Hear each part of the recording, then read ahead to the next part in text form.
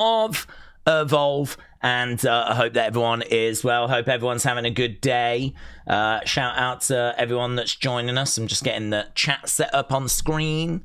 There we go. Obviously, it is Evolve, and so we are going to be getting our teeth into this week's episodes. I'm just looking to see if I can find information on this week's episode, because I have seen a couple of matches that they have announced. We've obviously got a bit of a gauntlet type match. I don't know if it is a gauntlet or if it is like a multi-person. Let's have a look and see what we can find. So, see where we are. We've got WWE here. The new Evolve Women's Champion will be crowned tonight. It is a gauntlet eliminator tonight. So, the new Evolve Women's Champion will be crowned tonight. Okay, we got some tasty going on. So, we've got Nikita Lyons versus PJ Vasa. PJ Vasa, I believe, will be the final entrant. We got Callie Armstrong, Wendy Choo, Lainey Luck, Tyra May Steele, Sloane Jacobs. I think there's a mystery person in here as well. That's going to eat up a lot of time. So, yeah, I mean, how many women? 1, 2, 3, 4, 5, 6, 7, 8 women in this Eliminate a Gauntlet match. That's going to eat up a lot of time. So that's going to be the big focus tonight. As well as that, we've also got Santi Rivera and Jakari Ball. They're in tag action against Mike Cunningham and Lindsay Dorado. Its goal is kind of floating around there as well. So we've got that as our second match. That might be it for tonight. I mean, that might be it, because to be honest with you, we have got that massive gauntlet match, and that is obviously going to eat up the majority of the time. So, yeah, new women's champion should be crowned tonight. Hello to Tyler Key. Shout out to you. AB Jobson said, I'm on my way to see the Sabres game. LFG. AB, have a good time, buds. And Giovanni, shout out to you as well, my friends. Hello. Hope everyone's doing well. I can see Car saying, Daze, how are you? I've seen Mr. Iguana Lola fighting tomorrow on WWE World. Would Wet be pushed back in case it doesn't finish? It would. So, yes, that's another talking point, is the fact that WWE World, their matches, which I am actually very interested in, because WWE Access, which was the name of WWE World before it became WWE World. They've always done like matches there. And you can actually go on Cage Match and see some of the results from that event, right? And to me, like, these are really interesting. They're kind of hidden matches that WWE do. This isn't a house show. This isn't a TV show. This isn't a PLE or anything. It's just like this weird kind of showcase thing. It's strange, isn't it? Like, they're just matches for people to be entertained by that go to WWE Worlds. And I just find that very interesting. I find this like a bit quirky, a bit different, a bit intriguing. And I suppose part of me wonders, like, how serious do the wrestlers take it? I mean, I'm guessing they'll turn up the audience interaction more. I'm guessing it'll have a bit more of a, will the referees be doing a little bit more silliness than what you would see on TV? I mean, I don't know if you've been to a house show, but like WWE house shows have a bit of a different vibe to the TV product. I mean, the TV product, we've got to be really strict with timing. We've got to be really strict with being able to push the story forwards. And obviously it's got to entertain, it's got to hold viewers' attention. Whereas at WWE Worlds, this is just a bit of a bonus, isn't it? I mean, if people wander off and go to the shop instead, it's no great drama. If people have got to walk away because it's time for their meet and greet, well, that's part of it. So, I don't know, the vibe of this is very, very different. And so I'm interested, I'm really intrigued to sort of see how the wrestlers conduct themselves. Do the referees get a bit more involved? What kind of pace are the matches operating at? What's the kind of crowd interaction like? I just want to see it. So we are doing the watch along for that. They've announced today that they're going to be showing those matches on the YouTube channel. So that means when WWE World starts tomorrow, they're actually going to be showing it on their YouTube channel. They haven't announced what matches we're getting. We know that Tatum Paxley against Alba Fire is one of the matches that's going down tomorrow, and it is for the championship. So I don't expect a new champion, of course. I just think it's a bit of fun. But that's one of the matches that we know is going to happen. I don't know what makes it onto the stream. I don't know what they're going to show us. I don't know if it's just highlights or the matches in their entirety. I don't think it's... I mean, it could just be live. It could just be live. But I think, like, some of these matches... but then we're over in Vegas, aren't we? So, I mean, it's hard because you've got that time difference. So, because I've seen some of the times... And I'm trying to work out if these are the matches that we'll see on the streams. It's very confusing. The only match I know of tomorrow is Tatum against Alba Fire. I know Axiom is scheduled to compete. I know Tony D'Angelo is scheduled to compete. I know Sol Ruka is scheduled to compete. There's a few others as well. I think I'm anticipating the stream being a couple of hours. So I'm anticipating that it should not interfere with the wrestling escape pods. But I did just say to the members, member streams on holds. If I can get to a member stream, then we'll get to it. And I think we should be able to still do a member stream. But there's not much point asking me for details because this WWE World stream has dropped in our lap. And we need to be quite flexible, right? We're going to have to be quite agile, quite flexible. We're going to have to be able to react and respond. You know, we're on a path we was not expecting to be on. So yeah, we are gonna do that. I'm actually really excited for that. You know of my love for WWE World. It's the event that I would most like to go to. And to get a glimpse. And not only that, but just have a little look what's in the background. I mean, is this going to be a bit of an arena? Are they going to have like seating set up? Or is it just like a ring in the middle of the exhibition space? I don't know. I mean, is someone going to be hosting? Is there going to be commentary? I mean, I doubt it. I'm not expecting commentary. I'm not expecting a host. I think I'm just sort of I suppose there might be someone saying some words, I suppose. Blake Howard, maybe. I could imagine Blake Howard. I mean, there's got to be a ring announcer, hasn't there? And there's got to be a referee. I'm not expecting commentary. I don't know. I'm quite excited for it, honestly. I'm actually quite excited for it. So, yeah, we're going to have to play it all by ear. I don't expect it to go long enough to interrupt with the WEP. I think it will interrupt with the member stream. But, hopefully people see it as just an extra bit of fun that's been presented to us. Pope said Joe Jonas singing the national anthem. How about that? Well, I don't know much about Joe Jonas. I know that he was a Jonas brother. I was just talking to the members about this. I mean, I don't know what the reaction to that's like. I know that there's some in the community very excited about it. So, yeah, good. I would have liked... I mean, back in the day, we had Aretha Franklin and we had Ray Charles. You know, we had these, like...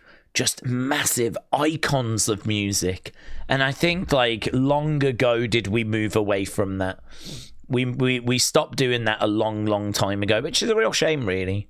So in a way it's nice to have someone that I've kind of heard of. I've heard of the Jonas Brothers. I couldn't name them.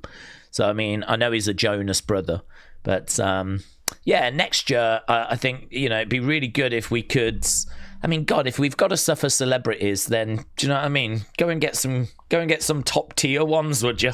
Go and get some that are like, you know, go and get me Doja Cat. She's pretty big.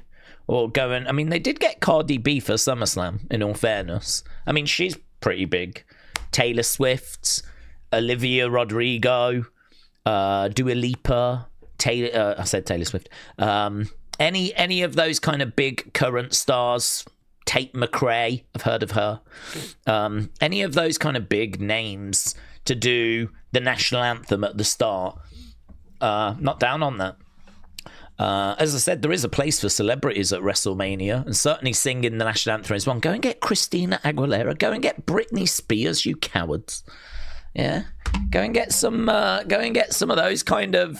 Get Mariah Carey. Just don't get Liv Morgan. No one needs that. No one needs to hear Liv Morgan's rendition of the national anthem. That would be trouble. Big Time said, what happened to Carmen Petrovich? Because she was demoted to Evolve. She had wins over Callie and Laney, and now she's vanished. I do worry that she's in the red zone of NXT cuts. She could be. I don't know, obviously. I mean, it's not good to find yourself being in NXT and then finding yourself in Evolve. I mean, you are clearly going backwards if that is the case. They might say, oh, can you just go down there and help for a little bit? But the truth is they don't have anything better for you to do they? I mean, they did not say that to Obafemi. They didn't make that say those words to Sol Ruka or JC Jane. So, you know, they don't have anything better for you to do, basically. So I don't think I'm not too worried about the fact we're not seeing her on TV at the moment, because that, I don't know what the schedule's like. But in regards to, it could be that they want to kind of get the belt onto someone and she's going to be like a big challenger in the future. So I'm not worried about that. I just think in general, going back to Evolve if you was in NXT is not a good sign. You know, it's not a good sign for Nikita. It's not a good sign for Brooks Jensen. It's not a good sign for Wendy Choo. It's not a good sign for Luca. Like, if you was in NXT and you went backwards, I just don't think it's a good sign. But I think that the wrestlers would know that. And I think that, you know, this is where, I mean, you just got to work, ain't you? Just got to work. Sometimes in life, you know, you can only do what you can do, can't you? You know, you've got to just try your hardest to improve, become a better promo, become a better in-ring worker, try and find like a really good presentation, try and think of a catchphrase, keep suggesting ideas. They might keep getting shot down. Might be that you keep going to talent relations or Sean, I've got this idea. How about this? How about we do this? How about we do that? And it might be, they might be like, no, not interested. But you can only do what you can do. So, que sera, what will be, will be. But I think, you know, if you've not had the wake-up call when you got moved to Evolve in the first place, I'm not sure when you'll get that wake-up call. D. Windler X said, I thought it was kind of interesting. All the hidden messages in it. Not sure if the community have spoken about it. Daze, watch the trailer and listen to the words with the subtitles on.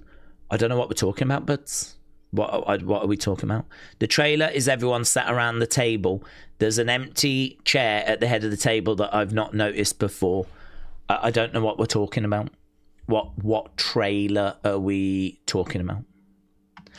Big Time said, we wondered in 2024 she was on TV regular. They'd given her the Ashanti storyline, which she no-sold and clearly was uncomfortable with. The story fizzled, and NXT maybe didn't see her as a team player. M. Rouse said, my wife Nikita is in Evolve now. She is. She pops up on NXT from time to time in like the background, but then a lot of the Evolve talent do so.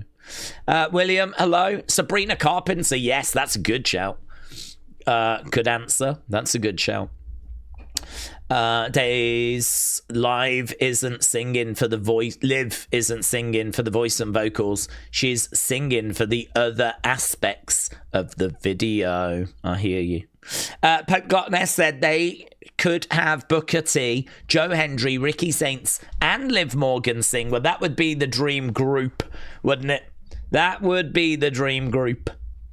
Dean said, do we think Raquel will turn face and go after Liv at WrestleMania? I think there's a chance for one of them. I can't say that it's going to be Raquel or Roxanne or any of them at this stage. But what I can say is that 3 women in Judgment Day feels like overkill to me. That feels like OTT.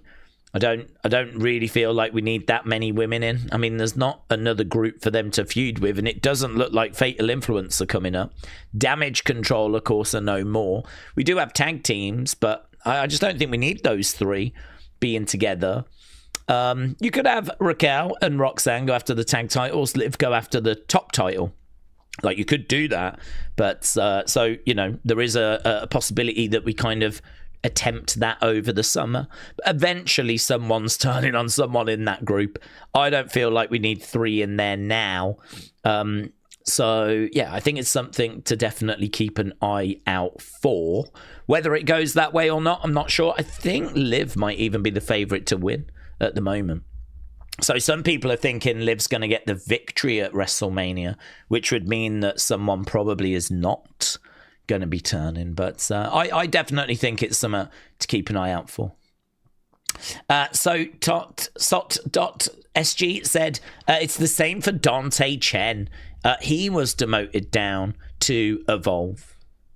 The WrestleMania 42 trailer says D. Windler X. There's been quite a few of those, buds. So, you know, they did the men's one at the casino table. They did the women's one. There's been a fair few of those. Then obviously they did like the CM Punk. They did like all individual ones as well. So I don't know. There's been a lot. There's been a lot of those. If you think you've spotted something interesting in it, then goods. Let's hope it's going to make WrestleMania more interesting.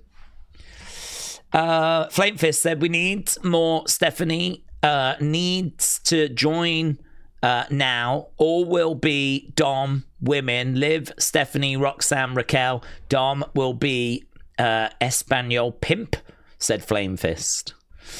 D. Windler said in the men's one, everyone's got a tell, a blink, a breath, a moment that can't be controlled.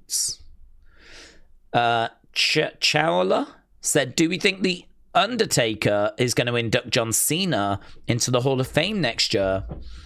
That would be in Saudi. I think there's a chance John goes in next year because 2025 was obviously a big year for him, retire him. Then we've got this year where he's going to be host. So, you know, next year could be the year that he goes into the Hall of Fame. I think it'd be a real shame, though, if we did it in Saudi. But then, equally, Saudi, it feels like they're going to need a big induction, aren't they? A big induction into the Hall of Fame for the Saudi WrestleMania. So, John's probably got a chance. I wonder if The Rock has got a chance as well. I don't know that anyone's going to be really desperate to go into the Hall of Fame in Saudi Arabia. I don't know that people are going to be really chomping at the bit to go into the Hall of Fame. Because, I mean, you're going to want really your friends and family to come along. And who's going to want to fly all the way to Saudi Arabia? I wonder if it makes more sense to put in someone from Europe. Because that's not as far to travel. Don't know. And it's a tricky one, that, isn't it? I don't know what they're going to do with the Hall of Fame next year. Maybe John does have a chance of going in. But equally, I could understand if John sort of turned it down and went, that's not quite right for me next year. I don't quite fancy going in Saudi Arabia. Daze, what was the use of the Cody Stephanie segment on Raw? What was the use of the Cody?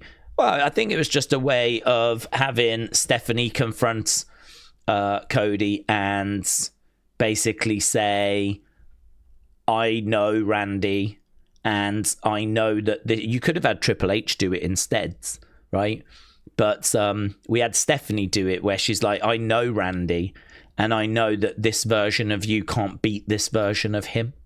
And what was interesting was it allowed us to just do that Vince line, you know? You might say that I'm not my father, but you're not your father either, Stephanie. Which actually was a compliment, but she ended up slapping him for it, right? As I said, I think because she just doesn't want Vince kind of being referenced or brought up. Like, there's a whole, you know... I mean, the stuff she must have been through in recent years with her dad must have been a nightmare, an absolute nightmare. So yeah, I think that it was just a case of just, you know, having someone go out saying, I know Randy, and this version of you can't beat him. So we could have had Triple H do it, but I'm pretty glad that we had Steph do it, actually. I think that was better. We don't see Steph that often. I thought it made for a more interesting segment. Big Time said, if you was in Carmen's situation, do you stay under the radar and not bother creative, or do you pitch ideas? I'd pitch ideas. If someone tells you how many TV matches and you say 2 in the last 7 months, I don't worry about that. If I'm in Carmen's situation, I can't control that, can I? The only thing I can do is show up early, stay as late as possible, work my ass off, keep improving, asking for feedback, showing that I want to be there, showing that I'm hungry for it, showing that I'm hungry than the others, like doing the work, doing the training, making myself available, showing up on time, being early, sticking around, coming up with ideas, you know. If I'm worried, knocking on the door, Sean, can I have a words? I really want this. What do I need? What am I missing? Lay it on the line. What am I missing? You tell me. What are you not seeing? I'll go away. I will find it. I will work on it. Blah, blah, blah, blah, blah. And at that point, if you get cut, you can look yourself in the mirror and say, I did everything. There is absolutely nothing that I couldn't have done. The only, you know, hopefully you would have had an answer by then as to why, you know, you're not being used better. And hopefully you've been working towards it. Maybe the truth is you're not ready. Maybe the truth is that your skill set is just not developing at the pace needed. And perhaps the truth is that you do need to go to the indies and actually gain that experience, improve and go up against different people and come back and be better. I mean, Sloane Jacobs was in the system. She ended up getting cut. She's re-signed now. And maybe that was the journey she needed to go on. So if I'm Carmen, I can only do what I can control. I can't control everything. And she's just got to make sure that if she does get cut, she can look herself in the mirror and know that she did absolutely everything she could. I mean, if she's turning up late and there's an issue there, then that's an issue we don't know about. If her in-ring is not developing at the speed that the other girls that joined at the same time, their skills have, you know, developed much better than hers and a lot quicker, well then, you know, that's a problem there, isn't it? Maybe her gimmick has just not evolved. You know, they gave it her as a starting point, but it just has not progressed past that. Perhaps, as you said, they've given us some stories and they've been underwhelmed. It's just speculation. I don't know the real answer. I have absolutely no idea, obviously. So she is the one that needs to make sure she's getting those answers. And if she does get cut, she's happy that she did everything she could. Chowla said, do we see Cody destroying Pat Studio? Yes. Do we think WWE has paid everything that Cody destroyed? Yes. Dean said, do we think wrestlers will be let go this year? I would think so. They tend to get let go most years. So I would think so. I think they are trying to let contracts run out more so than like cutting. But yeah, most years we tend to see people leaving. I mean, we lost Dakota. Was Dakota and Shayna and everyone early last year? I feel like February time last year we had a lot leave. I don't know if we had any later in the year, but I think it was early last year we lost some people. You know, your kind of Indy Hartwell, your Tegan Knoxes, your Dakota Kais, your Shayna Baszlers, those kinds of people. And we lost Ridge Holland, didn't we? He ended up going as well. And there was a few that were kind of dotted around. Carrion, of course, like later in the year, but that was a contract thing where we didn't renew the contract. Scarlett, of course, as well. Shotzi, but I can't remember what year Shotzi went. But yeah, I think there will be people that leave us this year. Yes. Stephanie knew who the caller was. That's why I don't get the use of her, says Eric. She understood where the feud was going. Did she know who the caller was? I don't think she said she knew, did she? I don't know if she did know who the caller was. I mean, are we talking in real life or in storyline? Because in storyline, I don't know that the character knew who the caller was. In real life, she might have known, but she's just doing what she's being asked to do, isn't she? I mean, they will have written that segment for her to go out there and basically say you're not. And she didn't really focus on the call so much. It was more to do with this version of you, Cody, can't beat this version of Randy. I didn't mind that. I kind of agreed. I kind of agreed that, you know, and I think we all agreed that Cody needed to find a bit more of an edge. So, yeah, that was before the whole thing hit the fan. Big Time said, Daze, JC did an interview saying you got to keep up or you get left behind. You can also suffer just by WWE having at least 15 women better than you. Yep. Shotzi, Sonya, Carlito, Cross, Scarlett, Sarah Logan, Ridge, they all had their contracts not renewed, says Big Time. Dakota and Braun. Dwindler said, do we think wrestling needs a modern day iconic moment that can cement itself in pop culture, maybe transcend beyond the industry or change it? I think those things are kind of organic. Like, I mean, if you've got something that makes so much noise, it breaks out of wrestling, which you could make an argument they're trying to do now with Pat's involvement, right? And use his show as a way of reaching those kind of non-wrestling fans, which they've been doing for a long time anyway, to be honest.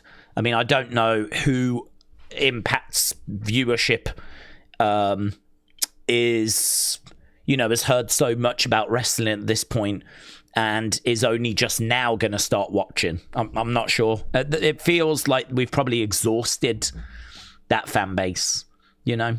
Anyone that watches Pat's show now, surely, if they wanted to check wrestling out by now, would have done it already.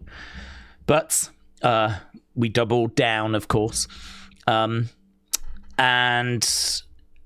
today they, you know, trashed the set, whatever. So, I mean, that'll probably make some noise in somewhere. Someone will care somewhere. So, I mean, that's not going to be like a massive, mind-blowing pop culture thing. It'll just get, like, you know, maybe a few non-wrestling news, you know, organizations kind of mentioning it, or podcasters mentioning it. Anyone that cares about Pat's show might mention it. So you could say that that's what they've tried to do today with that. But I think, like, any sort of moment, like maybe the Rock and Wrestling stuff, which was huge with Cyndi Lauper coming in as we were trying to build to WrestleMania. A lot of that stuff, I think, you can't just do it one week. You kind of have to build towards it. It has to be like a big plan that's in place. I think it's hard. It's really hard in this day and age because you've got so many people distracted by so many other things. So would wrestling benefit from such thing? It would depend what it was. There's too many variables. It would depend what it was. It would depend what attention it got. Is it good attention? Is it bad attention? Is it the kind of attention that people want to tune in and see what's going to happen next? Or is it the kind of attention where people are just like, oh, what have they done that for? You know? So wrestling, of course, could always do with big moments that bring in casual fans. Wrestling could always benefit from that. But it's difficult to just do one of those. Otherwise, we would do them on a regular basis. You've got to kind of have it in plan, work towards it, and kind of execute it and hope that it lands in the way that you intended. Big Time said Daze, Cody's body language and mannerisms, you can get the sense that he is bothered and does make it more awkward as opposed to let's try and make it work. Well, I'm not disappointed in Cody because there's nothing he can do, but he is trying to make it work. I mean, what you saw today was him trying to make it work, because he didn't just go and snap that belt back and walk away. They tried to make it as big as they possibly could, didn't they? Because they wanted to make as loud a noise as they possibly could. I mean, people are seriously going to have to remind me of who Cody's facing at WrestleMania, because I can't remember anymore. I think it is Pat, isn't it? I think it is Pat, because that's all anyone keeps talking about, and that's what the focus was on today, was on Pat and Pat's show. I mean, this guy has been inserted into this feud and completely took the spotlight away from where it was, which was Cody Randy. And now it's all about, did you see what happened to Pat's show? It got and all this kind of stuff. I couldn't hate it anymore. I absolutely could not hate this anymore. But you lot knew that anyway, right? And I just find it's actually beyond irritating. If I didn't have to stream it, I would not even watch that match. I would not even give them the benefit of having my viewership. So yeah, very, very annoying. It's a bit disappointing that Cody is obviously going to those lengths, because if he really didn't care, he'd just go in, give me my belt back and just go, right? And that's that. I'm just going to no-sell this. Just give me the belt. Take the belt. And that's it, But, he did all the stuff he had to do. And, there was a line from Triple H that I thought was very interesting in his interview. I thought it was very, very interesting. He says, well, if you really want to be the quarterback, if you really want to be QB1, then it's your responsibility to make work the stuff that you get given.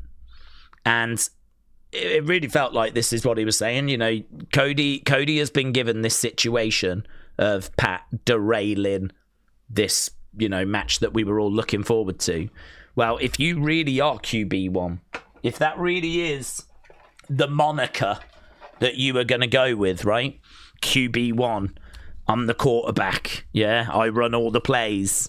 Well, you've got to overcome all the obstacles. And this is an obstacle that's in front of you right now. So you got to overcome it. And yeah, that's true, isn't it? I mean, Triple H is not wrong. This is the situation you find yourself in. You got to make it work. So I can't be down on Cody for doing that, because that's right. That is the job. But yeah, I mean, honestly, if we're being honest, really honest, what he should have done is walk in there, grab the belt and leave. Anything more is just attention that's being given to Pat.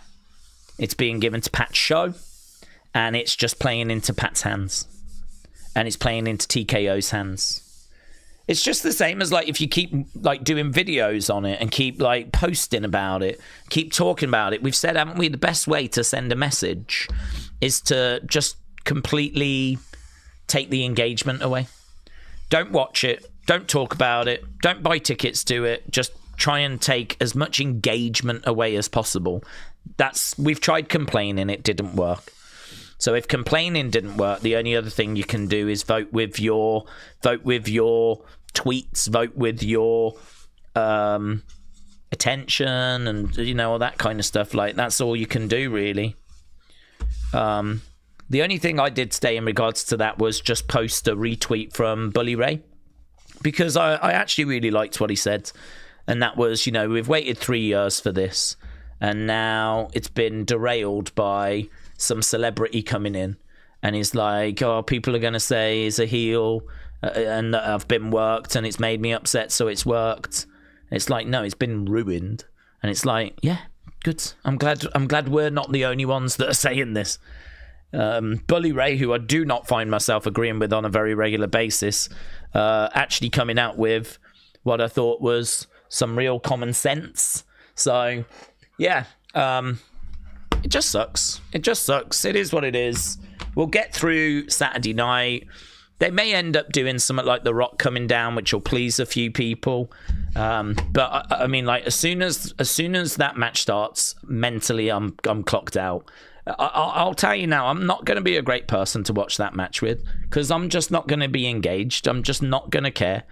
My attention, my thought process will just be switching to what happened that day, what's happening the next day, Ober Brock, all that kind of stuff. I mean, night one main event is just dead to me. It's ruined. Mr. Dell Jr. said UFC have announced that UFC 330 will be in Philadelphia on August 15th. It's going to be Islam Makhachev. He'll be fighting in Philadelphia, rumored to take on Ian Gary. 328 will clash with Backlash. I know, I saw, and I was really disappointed because I think that's Chimaev who's going to be competing at 328, and I keep saying it till I'm blue in the face. I don't know why TKO are doing that. Because they've got UFC, they've got WWE. Why run those shows? I mean, if it's like a normal show, you can understand it. But why would you book your big pay-per-view for WWE is Backlash in May, and your big pay-per-view for UFC is UFC 328? Why have you put them on the same time? Same night, same time. Like, it doesn't make sense. I don't get it. I don't understand. That's another thing that annoys me about them, is the fact that I'd watch 328.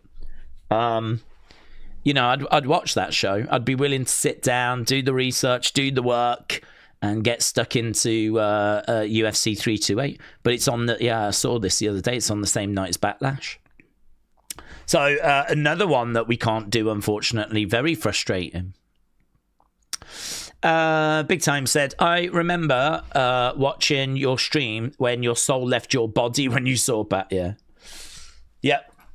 It's, I mean, I think I don't want to keep banging on about the Pat stuff, as I said, because, like, there's no fun there, and everyone knows how I feel, so I'm just repeating myself, so I'm not looking to go on about it. If you watch it Saturday night and enjoy it, that's fantastic. Like, I really do, I am serious when I say it. I mean, why would I not want people to enjoy WrestleMania or WWE? Like, I hope people do, but I know how I feel, and I know that, like, there's no saving it.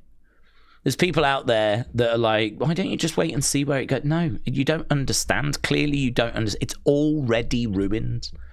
Yeah? It's like I baked a cake and then someone came along and said, you do know that whilst that was cooking, I slipped a turd in. Yeah? I just popped a turd in there. It's like, well, that cake's ruined now. Yeah? Some people might say, why don't you just eat around the edges and hope you don't eat any of the... for me, the cake's ruined. The cake's ruined, right? So that's kind of that's how I feel about it. But hopefully you lot can, get some enjoyment from it, and people out there. One thing that I will not be tolerating, though, is people coming back in after going, I told you should have just saw it. No. Thank you. It's already been ruined for me. Also, how would we feel if Vince tried to buy the company back, says Rent-Free? That's a weird one, isn't it? Because, I mean, we don't know where we are with Vince in regards to the legal stuff. I think with Vince, there'd been a lot of allegations against him for a long time. And I think for me, like, it was quite uncomfortable. And it has been really for a long, long time with Vince. Vince is a ruthless businessman. There's always been allegations and scandals that have kind of been circling around him. I remember there was one about him going and exposing himself in some sort of tanning shop, right? These are allegations, never been proven. But you hear about these things throughout the years. And obviously the Janelle Grant was the absolute most horrific, worst stuff that we had heard. But for me, like, there was always an uneasiness around Vince. There was always something around Vince that you kind of felt like you had to not defend, but like, I don't know, man, he doesn't strike me as a great person. And there's a lot of noise around him. The way that he was firing people as well, all of that, people, that was dirty, but I get it. It was business. So the truth is that I was ready to move on from Vince. I think Vince represents the old days. I think Vince represents the hard days. I think Vince represents a time that has very much been and gone. I think it's ready and time for us to move forward. And actually, there was a lot of excitement when Triple H took over. And there was a lot of excitement about, what can he bring and fresh ideas and all of that stuff. So for me, Vince at his age is, I don't know how long. I mean, he's 9, something like this. I don't know how long he's going to be around for. So even those that love Vince and think that he's God's gift, I don't know how much Vince you're going to have. And when Vince passes away, who takes over? Who's the replacement for Vince? What would that structure even look like? So, I'm in a situation where I love what we got in the 80s and 90s, Attitude Era, Ruthless Aggression, and I thank Vince for that. But it came to a point for me where it was do you know what? There's a lot of other noise, a lot of other stuff that's kind of gone down over the years. Vince is getting a bit older. He's booking in the 2010s, certainly towards the back end of it, was out of date. But a lot of people would say it was out of date for a long, long time, right? And that it had been stale for a long, long time. And so, yeah, I was ready to move on. So if Vince was to buy it back, I think there would be pros and cons to that. I'd be really worried about what this would mean for the fan base, because I think you would lose a lot of fans. I genuinely do. I think a lot of people would be like, I'm not supporting this guy. And they might go off and watch AEW instead. So I would really worry as to what it would do to the fan base if Vince was to come back. I would also worry about if he passes away, which I don't know when that's going to be, but he's a man in his late 80s. When's that going to happen? And what happens when it does? And he wouldn't be able to buy it on his own. So he would have to have the Saudis. So how do you feel about the Saudis? Because it would be them that would own it. If he's buying it, he ain't buying it on his own. He can't afford it. I don't know how much money he got out of the sale, but I think he had a 50-odd% controlling stake. So if they bought it for $8 billion, that would mean that he would probably pick up $4 billion, something like that. So he doesn't have enough money to buy it back unless he goes in with someone, because when he sold it, he didn't have 100% ownership. Plus, that TKO are going to want more for it than what they paid. So if they paid 8.5, they're going to want over 10 billion now. I think Vince at most would have got 4 billion at most out of the sale. I don't even think he got that, to be honest. So he's well short. I mean, it's not just a little bit short. He's well short of being able to buy it back on his own. So he would have to have the Saudis. They would have to come in with him. And so, I don't know, you tell me, how do you feel about an old man who could pass away relatively soon, being in charge, being even more out of date, and the Saudis owning WWE, and of course Vince being caught up on all the scandals and everything? That does not strike me as a better alternative. Plus also, you got to remember, when Vince was in charge, we still had plenty of Pat around. I mean, with Vince in charge, we had Lawrence Taylor main event in WrestleMania 11. I mean, Vince was not shy to celebrity involvement either, so maybe we wouldn't have had this happen. Maybe we could have avoided this exact example. But he's a different problem.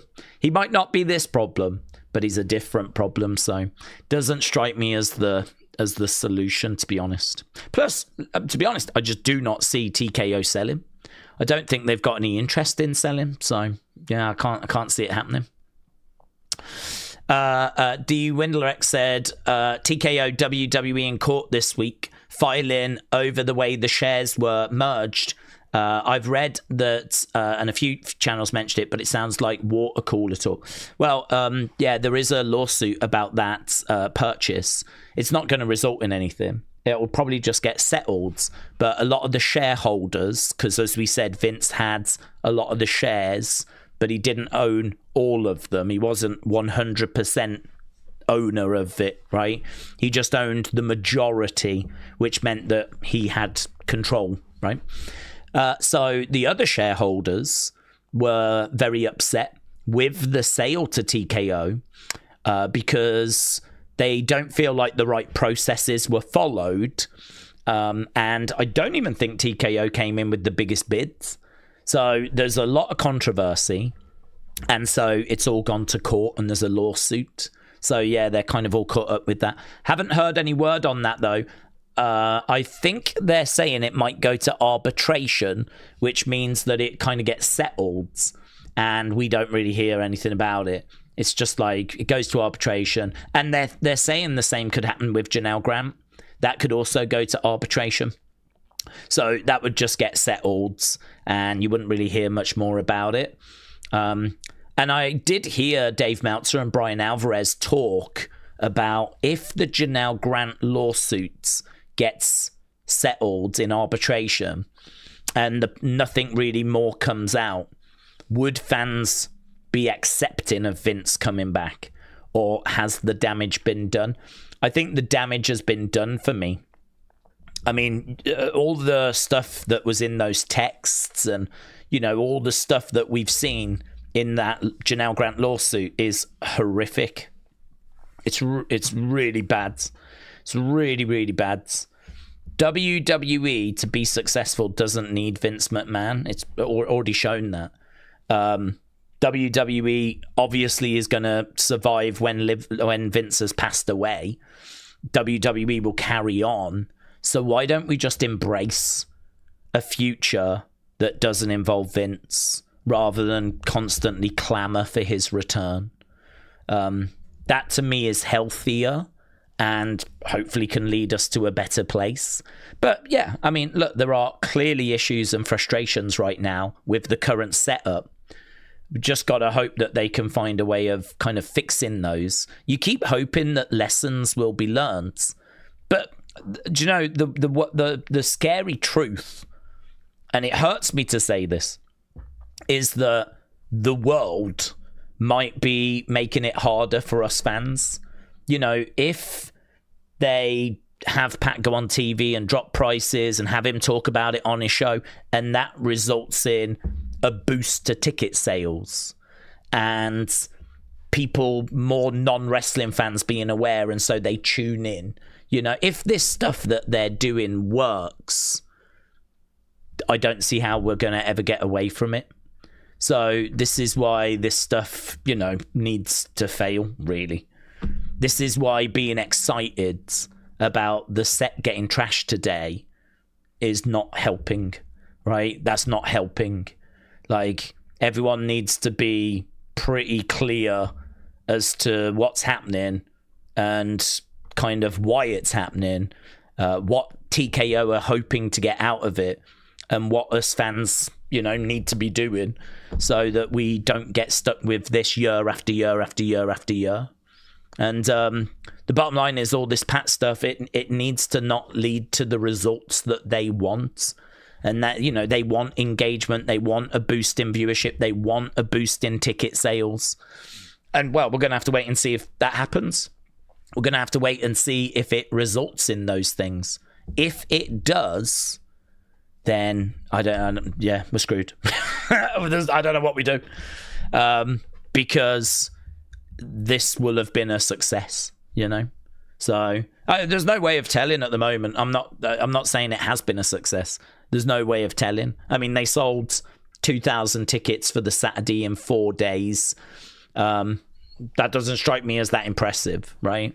But obviously when we get past WrestleMania, they look at the final numbers, they look at the final viewerships, all of that kind of stuff. they'll have their answer then. And then they'll be able to, go from there. WWE doesn't need Vince, but it definitely needs wrestling people at the helm, not Disney or other entertainment CEOs, says Dwindler. Rob said, all the people that pine for Vince, I think they're a bit pathetic because he left you. The relationship's over and he's not coming back. Well, it's rose-tinted glasses where people remember the wrestling they fell in love with. And if you're struggling with the wrestling that you have now, but that you keep thinking back to The Undertaker's streak, John Cena when he was on top, or Randy, Attitude Era, Roof, or whatever it might be, right? I get it. I can understand that it's easy to just go, that was Vince. That was because of Vince. I want Vince back. But it's not as simple as that. It's not as easy as that. It's not as straightforward as that, because Vince also gave us a lot of rubbish, and it is rose-tinted glasses. Your brain is making you remember the good times. It's not making you remember the bad times, and there was plenty of them. People were, bored of Super Cena. They were bored of the Authority story. 2019, as we keep talking about, was an absolute disaster. New Generation was a disaster. They stumbled their way into the Attitude Era. They were forced into that after getting beaten in the ratings by WCW for 83 weeks in a row. They eventually, because of the Montreal Screwjob, which, was not a plan by Vince, that was just an organic situation that happens. And the fallout of that with Bret Screwed Bret and Vince starting to embrace, okay, in the summit here, I could be a bit of a heel character, the rise of Austin. There's a lot of stuff that happens in WWE history. Like the Undertaker streak was not planned. They got to about 8 or 9 and went, he's not been beaten. Like I said earlier, a lot of these things are organic. It's not really like the genius of Vince McMahon. There is genius for Vince McMahon. I mean, he said for a long time he wanted a network, and that was fantastic when we had the network. He had the idea for The Undertaker. He identified Hogan as the person he wanted to, strap the rocket to. Not hard, because Hogan had been in Rocky 3 and was like a massive star. So, I mean, that was not, it didn't take a genius to... It's not like Hogan was some bum in a gym that Vince had found. Hogan had been in WWE in the 70s, ended up leaving, doing the Rocky film, and becoming a massive star. So, I mean, it's a bit like going, I want to build my football team around Cristiano Ronaldo. You know what I mean? Well done. Good for you. You're not a genius. But there was things that he did, of course, that were, fantastic. I mean, Vince, for me, had his time. He had his time. And we've all got fond memories of it. And of course, like all of us, if I was booking, you were booking, there'd be good, there'd be bad. There'd be things that would work and things that wouldn't. That's fine. No one's batting 1,000, as Triple H said the other day. So absolutely fine. But yeah, he's had his time. For me now, it's about finding an exciting way forwards. Let's and it might be someone we don't even know. It might be someone that's not Triple H or not Shawn or not Undertaker. It could be a writer that we've never even heard of that's just got it. They just know how to write fantastic stories that we can't wait to see where this is going. And that could be the exciting new future. So I'm not really going to sit here and campaign for anyone. I'm not going to sit here and go, oh, it needs to be this person or that person. I just want great stories, great characters, and I just want a show that I can't wait to tune into. And really, at the end of the day, that's what we all want. That's what we all want. And yeah, I do think it's harder than it looks. I do think Triple H makes a good point that that's what he wants as well. So, yeah, I think we covered the Vince conversation. Eric said, I think if Triple H ever got fired, I'm thinking The Rock and his people might take over. Well, they could do. Brian Gerwitz is one of his people who... Brian Gerwitz used to be a writer for WWE. Actually, Brian Gerwitz was on X today. I think Brian Gerwitz said, if Danhausen can help this sports team win the World Series or something, I'll personally make sure that he gets his face on all the trucks. Because obviously he's got the ear of The Rock. Is, you know, really, really close to The Rock. He's basically The Rock's personal writer. When it comes to The Rock's segments, it's Brian Gerwitz that tends to write those. So, and he's a former WWE writer. So, yeah, I wouldn't be shocked, actually, if Triple H was to go, if, like, Brian Gerwitz was to, if he wanted it, be sort of put into that position. The Rock, obviously, is going to be off doing Hollywoods. So, I mean, he's not going to be there all the time.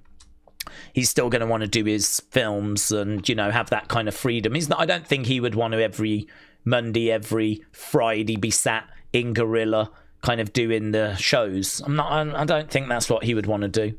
But if Brian Gerwitz wanted to do that, I'm sure The Rock would allow it. They're very, very good friends. Okay, we got 2 minutes. 2 minutes. The file is up. This is season 2, episodes 7. 8 competitors battle in the Eliminator Gauntlets to crown. We're crowning the new Women's Evolve champion. So it was Kendall Gray. She forfeited the championship. She forfeited the championship. And now we are going to crown a brand new champion. Where do I want to go? Theatre mode. Yes. Lovely, lovely, lovely. Don't forget, if you are just joining us, we are going to be back tomorrow. We're going to be doing the WWE World matches. Looking forward to those. I have got...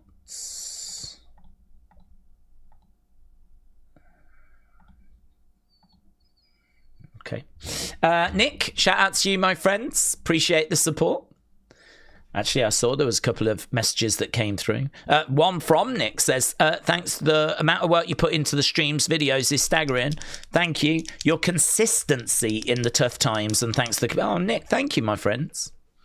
I really appreciate those kind words. No, thank you. It's me that should thank you, because... You know, I am very, very fortunate. I think, you know, because this channel started from 0 subscribers, you know, and has just worked its way up to where it is.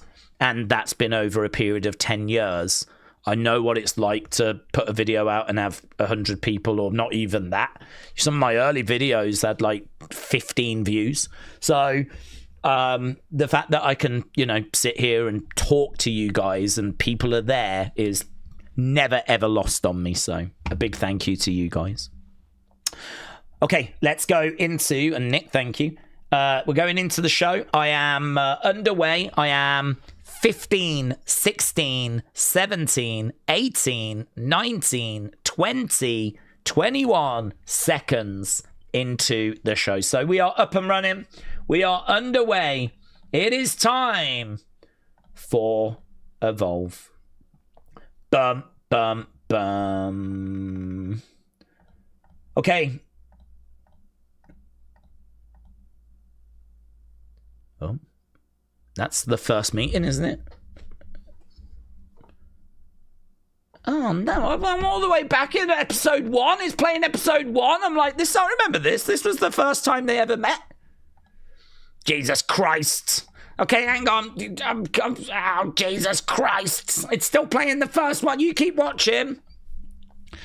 Oh, my God. Oh, my God. We've got a glitch. I've got a glitch. I'm nowhere near season 1. And it's played season 1. Okay, it's up to a minute. I'm going to skip forwards. Hang on. Okay, I'm at 115, 116, 117, 118, 119, 120. Okay. I'm at 124, 125, 126, that's where I am. Oh, Carmen, talking to Carmen. Carmen is that mystery woman that's being added. Okay, good. I made it for the music. G like Ellie. Okay, guys, we're doing okay. I am at 151, 152, 153. That's where I am. Okay, we got... Who? Aaron Rourke. Aaron Rourke's coming out. The dime piece.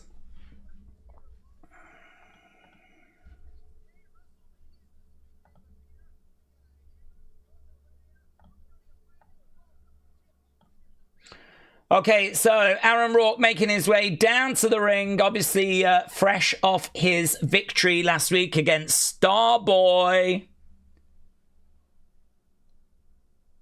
I'm a Starboy. Okie dokie.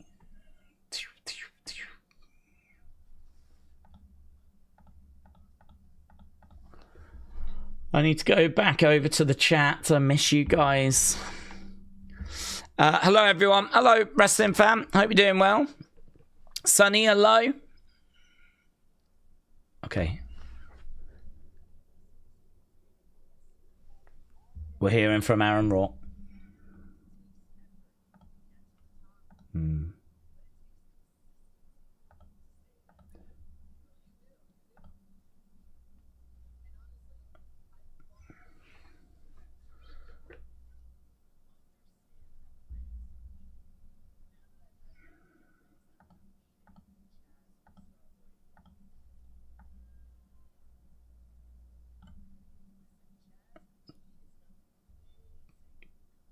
Chaz is an amazing competitor.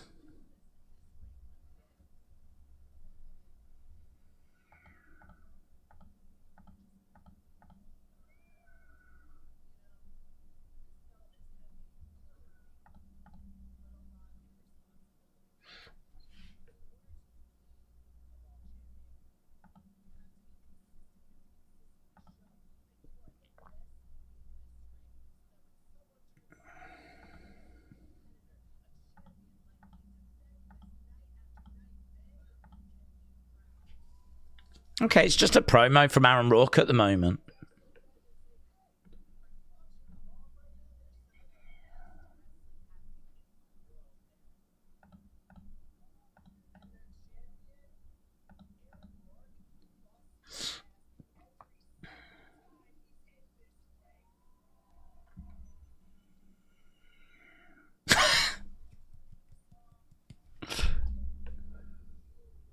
I got a real problem.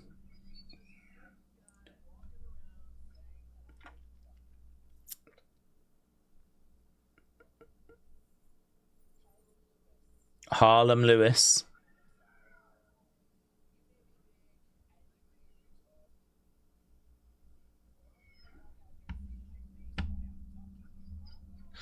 Okay, so Aaron Rourke calls out Harlem Lewis.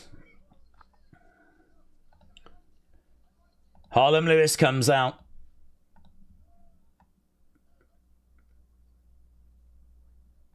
I could get in that ring and I could break you right now.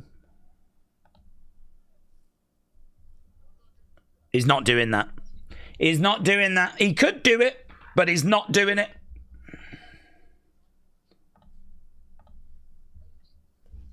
Daze, read my comment. I'm peeved at my psychiatrist. Okay, but let me just get to a commercial break.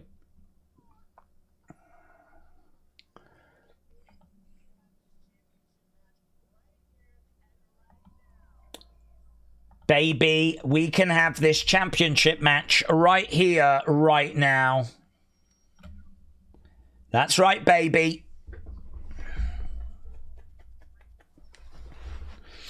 Okay, Braxton Cole has come out.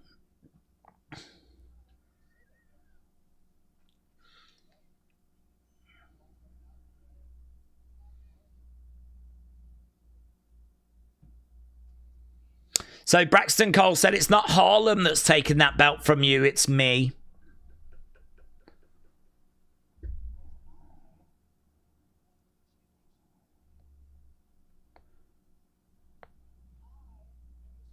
Braxton Cole could be an interesting heel, actually.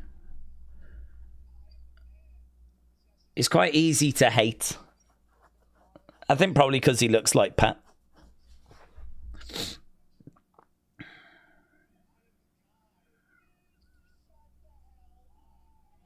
I am the guy who needs to shut the hell up, says Aaron Rourke.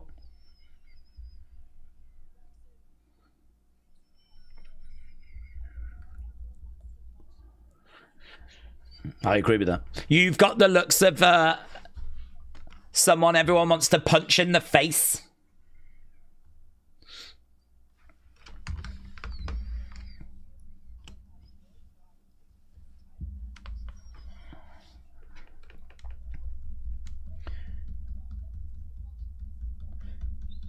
Okay, Aaron Rourke said he'll make this a triple threat. Braxton collides. Aaron Rourke goes down. Didn't look very good. I don't know, man. This just ain't landing for me, a lot of this, but...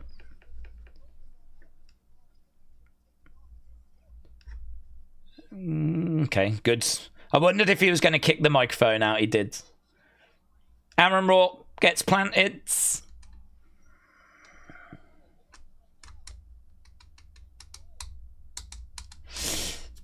I don't think Harlem Lewis's look works. Aaron Rourke...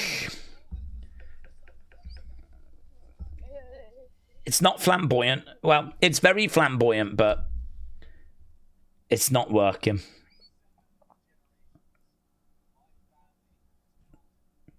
I think of those three, Braxton Cole kind of is the one that looked the most interesting to me.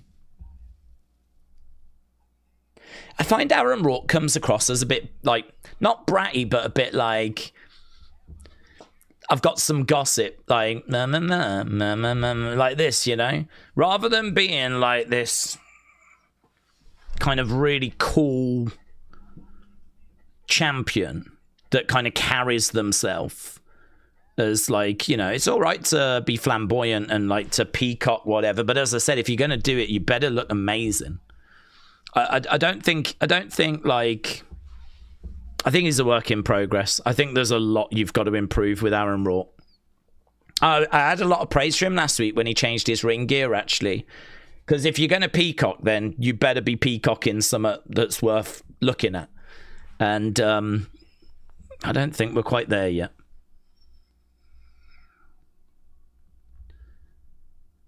Aaron Rourke just strikes me as a bit like, he comes across as a bit of a heel, actually. Here's Lindsay. Looks like they're building up Cole. Looking at that segment, said Steve. Braxton for sure, said Christine. Yeah, it's kind of hard to put into words, really, because I like Aaron Rourke because I think, you know, his camp and that's a bit different. And I sort of feel like there's definitely a superstar there that you could do something with, but I'd want him to like hit the gym hard, get absolutely shredded. I'd want his entrance gear and the clothes that he wears to get even more kind of classy and like flamboyant and, you know, to peacock. I just find that he's a bit subdued, and I find like his promo style to be a little bit bratty and sassy, and I don't know. I don't find him fun to listen to.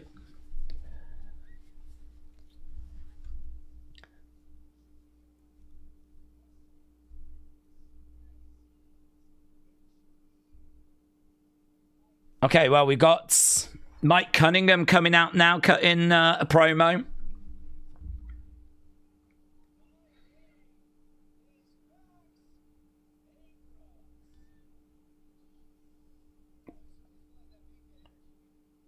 Max Abrams. What, we've changed his name?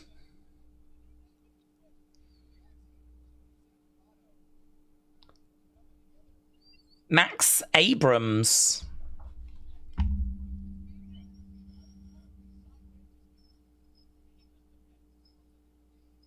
It's a bit random, isn't it? We've changed his name. Mike Cunningham is now Max Abrams. Right. Well, I'm guessing they didn't like the other name. Okay, tag match coming up.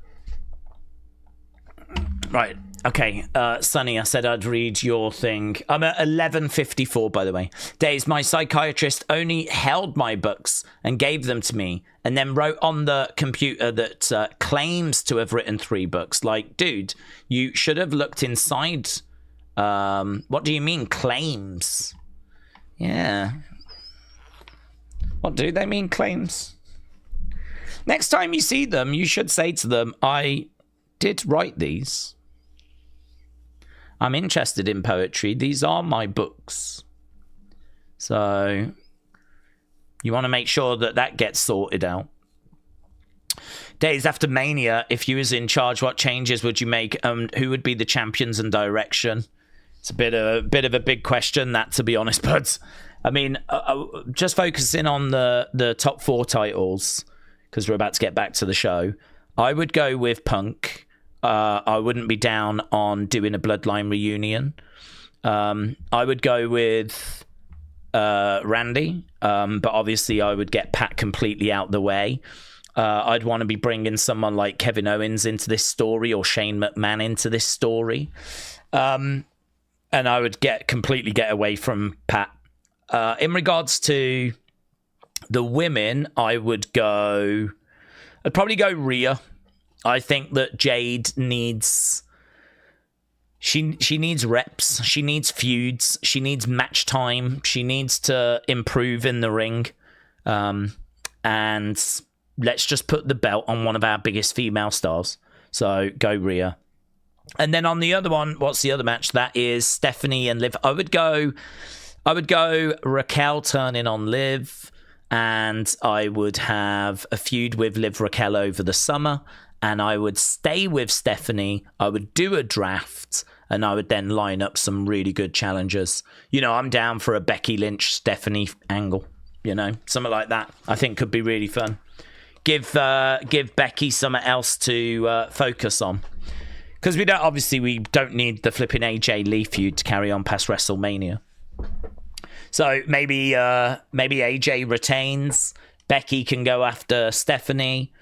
And maybe then AJ can start to have some of those matches. I mean, we did get her match with Bayley, but plenty of matches for AJ Lee to have. I mean, she's come back and largely only feuded with Becky, hasn't she? So, okay, we are underway then with getting around the back. This tag match.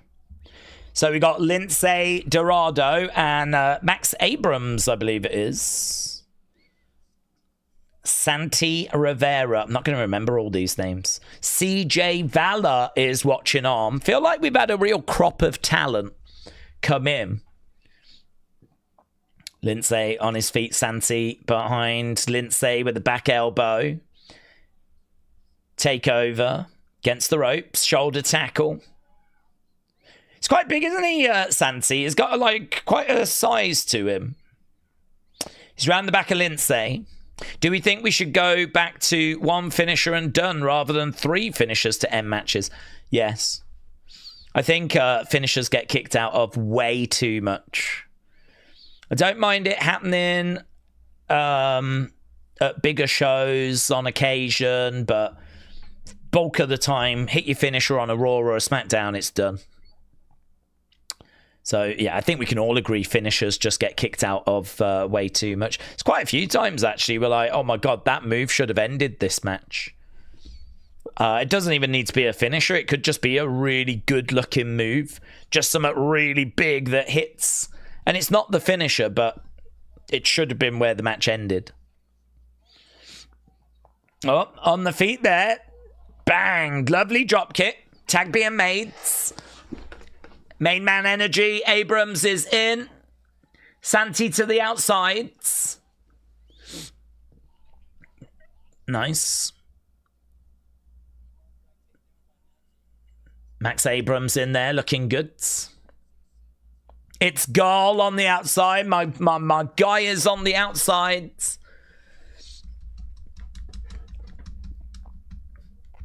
Daze, WWE should use EO more in AAA because they would be awesome tag champs. Oh, LWO. Sure. I think they have used them, but yeah, they could probably use them more. I haven't really seen much tag work actually in AAA. Upside down. Oh, no. I thought he was going to get him in a bit of a tree of woe, but Max Abrams goes crashing down to the mat. Over the other side, face first. Slumps in the corner. Charging in. Big shot. Got Lindsay over the other side. So our main event tonight, the big reason for tuning in, we're crowning a brand new women's champ. That was good by Santi Netbreaker. Netbreaker into a backbreaker. There was some good teamwork. Lindsay goes flying to the outside. Santi's got that sort of like Neville body type. He looks a little bit on the shorter side, but he's just jacked and quite stacked and getting Neville vibes. Kicks coming in. I have got the Rocket and Bloodline turning up on night 2, said Dwindler. They're going to try and help Roman, but the Usos and Solo are going to screw up. So Roman's music hits and waves Jacob to the ring, but he's going to spike Roman instead of Punk for the finish, says Dwindler. Shot coming back there by Max Abrams. Days WWE should... Oh, okay, we read that one. What dream feud would we like to see in Evolve, says Roper. Hello, Roper. Well, we've lost Callie, we've lost Kendall.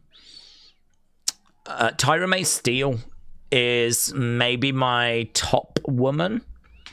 So, I think I would like Tyra May Steele. I'm trying to think of like a really great heel, and I can only really think of PJ Vasa. I'm trying to think of like a really great heel for Tyra May Steele. To be honest, my dream match would have been Kendall, Tyra May Steele. I think we did get that match. Callie's gone after this. Wendy Choo's a bit lost. Carmen Petrovic is a babyface. Lainey looks okay, but she's not really blown my mind. It's probably going to be that. I can't say I've really got a women's dream match, so I'll have to go with PJ Vasa against Tyra May Steele. Tyra May Steele, I'm really excited by. In regards to the men, I want to see a bit more of Sam Holloway. I really like Sam Holloway. Big guy. Seems to be able to move quite well. So Sam Holloway, I'm way more excited about him than I am Cam Hendricks or Harlem Lewis. I'm way more excited about Sam Holloway. So I think Sam Holloway, he would need to... I don't think he's a heel, so he would have to go in there against a heel. Oh, nice backstabber there by Lindsay. 1, 2... Oof. Obviously, we just lost Jackson Drake, which is a shame. We lost Keanu Carver, who's a shame. I'm going to say Sam Holloway against Brooks Jensen. Brooks Jensen's probably the best male heel that we've got, I would say. So, Sam Holloway against Brooks Jensen. Tyra May Steele against PJ Vasa. I think that's where I am. Okay, Lindsay looking to go against the ropes through the legs of Max Abrams. Collides into... Starboy's got to be in the mix as well, though, hasn't he? Starboy's already on my radar. He's very fun. Oh, lovely crossbody. 2. Oh, Bishop said, I'd love to see an It's Gal talk show. Yes, Bishop. Totally agree. I would also love to see that. I've said before, I'd love for him to promote Galteen, like protein, because he's all about getting, the studder meter and getting in shape. So I can really imagine him, like, you know, getting some Galtine and shaking it up, drinking it, and having some fun with that. But a talk show would be great as well, yes. Goal on the outside. Watching on as Lindsay. Oh.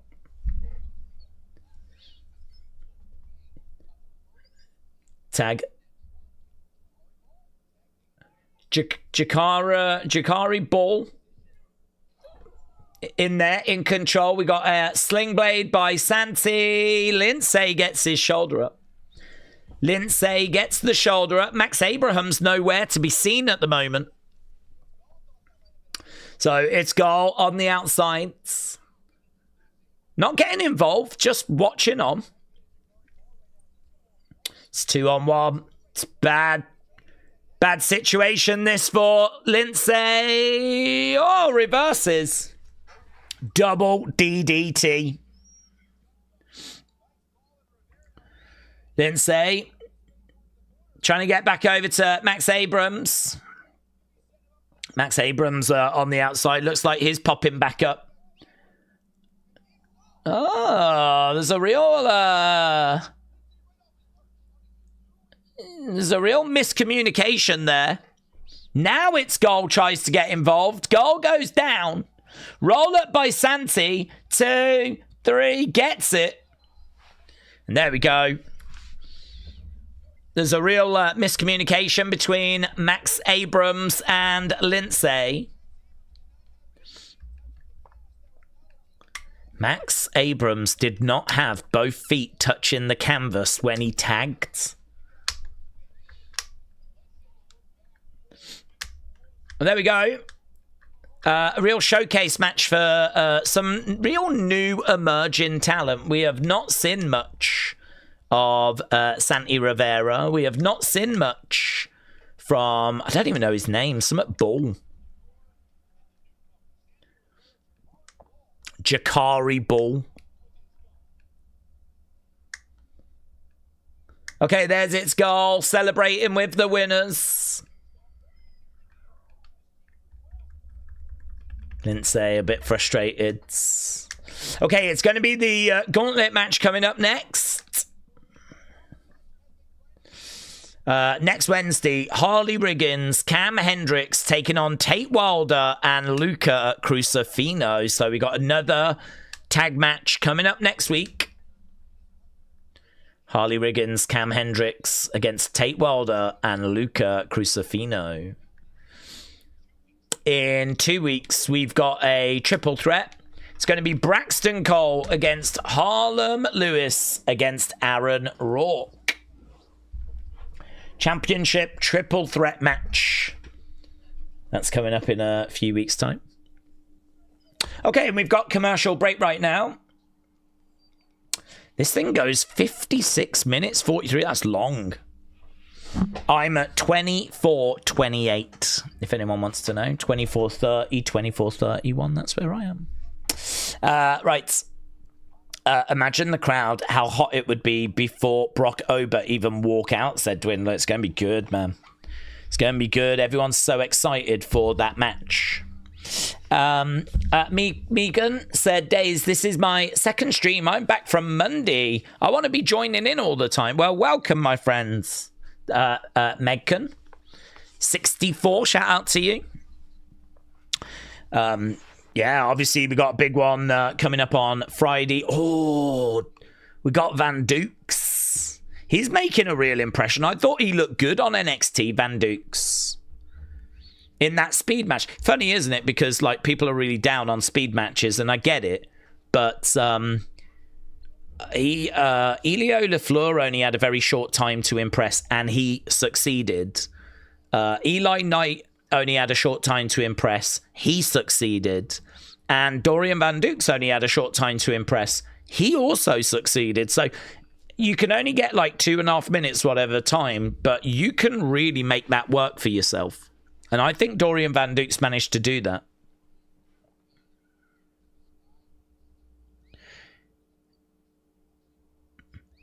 Okay, is in. The big man is in.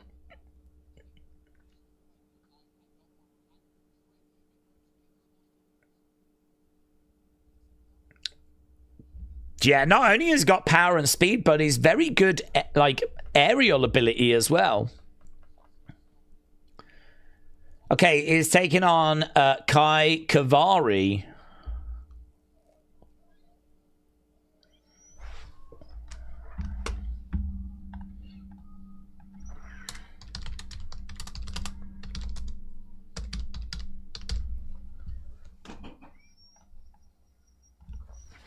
Okay, here we go then. I don't know what that guy in the green hat's doing, but he's like... We're having a little dance in the crowds.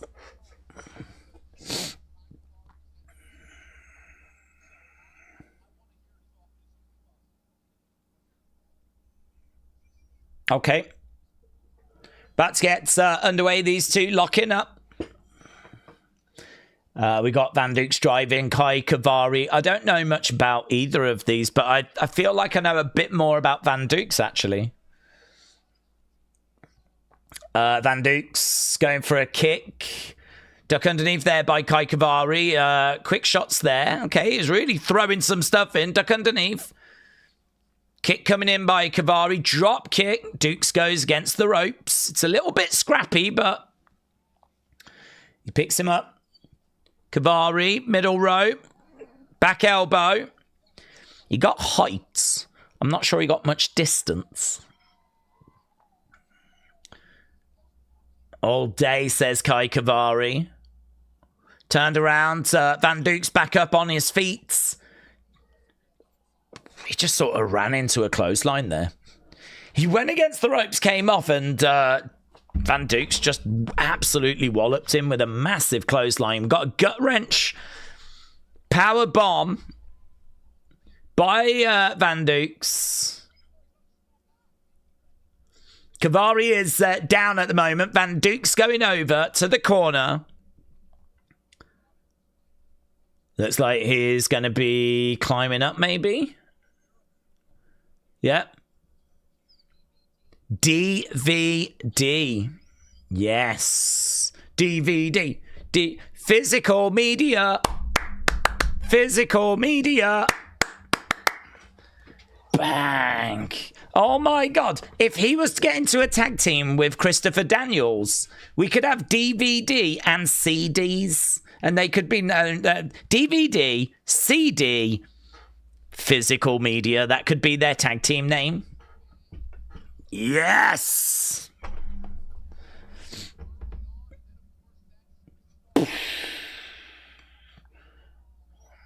Yeah, shooting star. Getting it. DVD gets the job done. Nice. Okay, we're going to hear from Brooks Jensen. Cappuccino.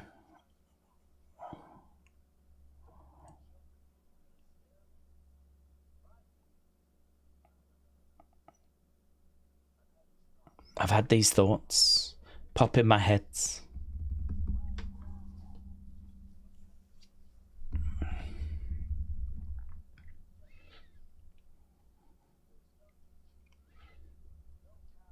All right.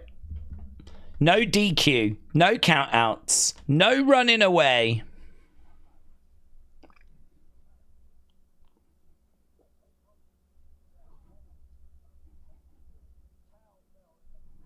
It's cowbell. Okay.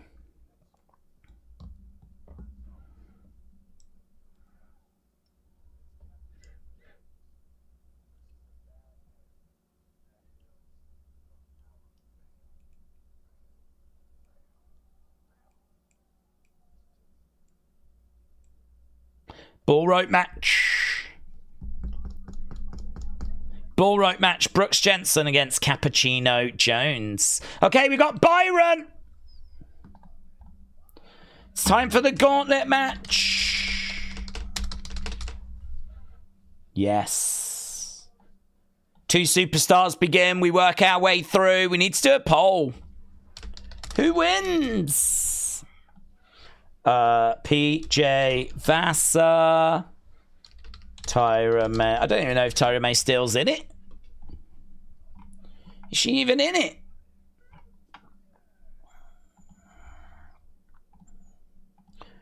Okay, who's coming out first? Laney, look. Oh, bad draw for Laney. Bad draw for Laney. There's 8 women that we've got to get through here. Tyra May Steele is in it.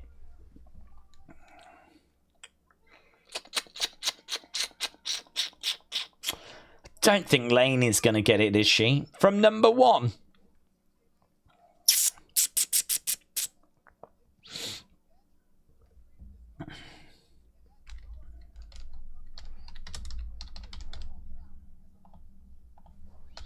Okay, there's 8 women that it could be. Who do you think it's going to be? Sloane Jacobs, who's only just arrived. Tyra May Steele. Laney Luck, who's number 1. Carmen Petrovich, number 2. It's going to be hard for 1 or 2 to get it. So Laney Luck's come out at 1. Carmen at 2. We've also got Wendy Choo. Callie Armstrong's just gone to NXT, so surely not Callie. PJ Vasa comes in last. She's got to be an option. Nikita Lyons as well. So, Sloane Jacobs, Tyra May Steele, Laney Luck, Wendy Choo, Callie Armstrong, PJ Vasa, Nikita Lyons, and Carmen Petrovich. We're starting with Laney and Carmen. I believe it's, what, every 2 minutes, is it, someone else gets added? I mean, it's not impossible for one of these 2 to win it, but every 2 minutes, someone else gets added. Adam, hello, my friends. I got the video on my phone. 2020, I asked you a question, you replied. Younger me was so excited. 6 years of great streams. Adam, shout out to you, buds. I appreciate it, my friends. Jen said, do we think the WrestleMania stage will be finished by the weekend? Oh, yeah, definitely. Sonny, a couple of nights ago, I had a dream of astral travel. I panicked, landed on water on a different planet. I saw a cool alien. Sonny, sounds like you're having wilder dreams than me. We just need someone with the initials VHS, said Bishop. Yes, you're right. We do.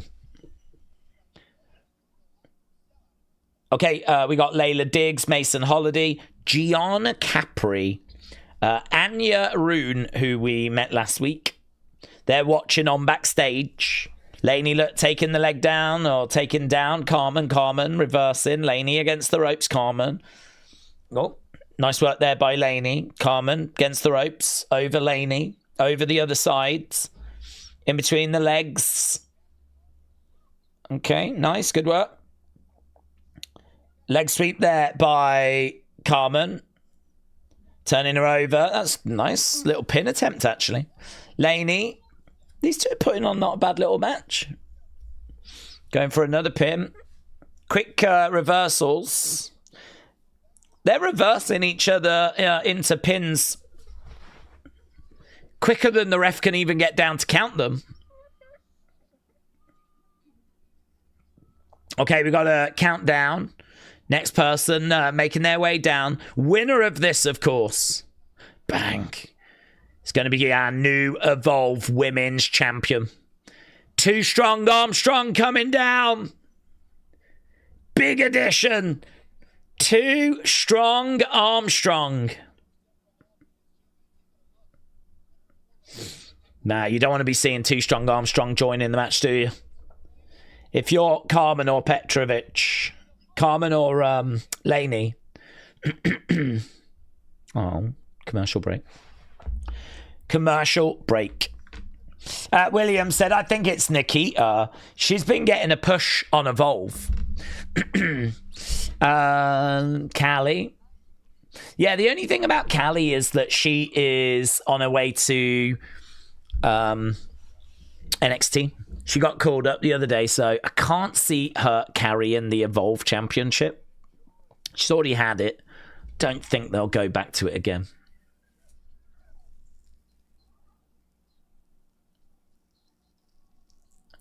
Okay, we got an advert for the 2026 Hall of Fame. I'm at 35:41. Still got 20 minutes of this show, you know. Psychosids. That's a proper old school wrestling name. 70s, 80s. This Friday, 9 p.m. Pacific. Okay, we're back. Callie's in. Carmen over in the corner. Callie doing what Callie does. Picking girls up, chucking them round. Lovely work there by Callie. Look at this. Look at the explosiveness. Bah! I love these spears. She's really spearing. Look great. Bah! Spine buster. 1, 2. There's no half measures from Callie, is there? Knee coming in. Nice kick there by Carmen. Quick strikes there by Carmen. No. Going over. 1, 2. 1. Just a 1 count there. Duck underneath. Kicks coming in there by Laney and Carmen. Another shot coming in. Callie is wobbling all over the place. She's over against the ropes. Over the other side, leg sweep there by Laney and Carmen. Callie goes down. Laney lands on top of Callie. Callie against the ropes. Kick there by Carmen. Going for the cover. 1, 2. No joy. Laney, I hate it when people do that. I hate it when someone goes for the pin, the person kicks out, and then another person just doesn't do anything and just goes for a pin as well. Like, you're not going to get it. You're not going to get the pin. That person just tried and they didn't get it. Okay, we're counting down. The next person's coming out. Carmen goes to the outside. Laney is down. Callie in the ring. Who's coming out? It's Wendy Choo. Wendy Choo coming out. What is Wendy Choo in 2026? The veteran, they're calling her. Clothesline there by Wendy.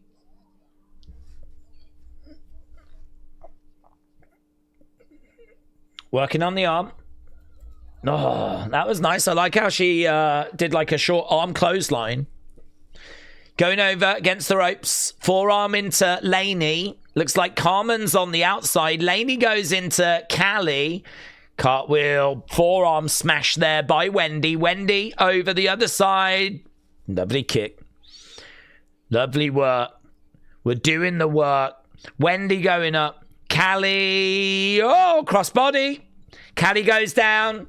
Carmen comes in. Super kick. 1, 2. Yeah. It's good. It's a fun match. Lots of moving parts. Right now we got Carmen going over to Callie, grabbing Callie. We're only halfway through the field. We've still got another 4 women that we've got to bring into this. Callie has got Laney on her shoulders. Couple of back elbows there by Laney. Kick there by Laney. She's got Callie. Callie going into Carmen. We're counting down again. Next person coming in. Carmen and Laney working well together. Wendy on the outside. Here we go. Here we go. Here's my girl. Tyra May Steele. Why did she just stop that? Isn't it Eliminator? Why did she just save Callie?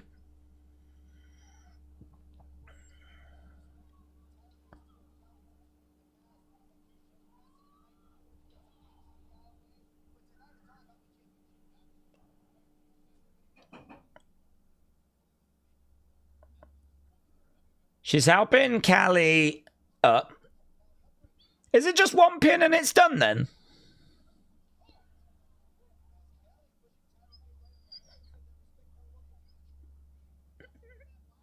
Against the ropes. 1, 2.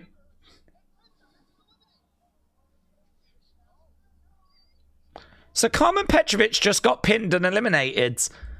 Why the hell did Tyra May Steele, her very first thing she did, stop Callie from getting picked? Callie's one of your biggest challengers.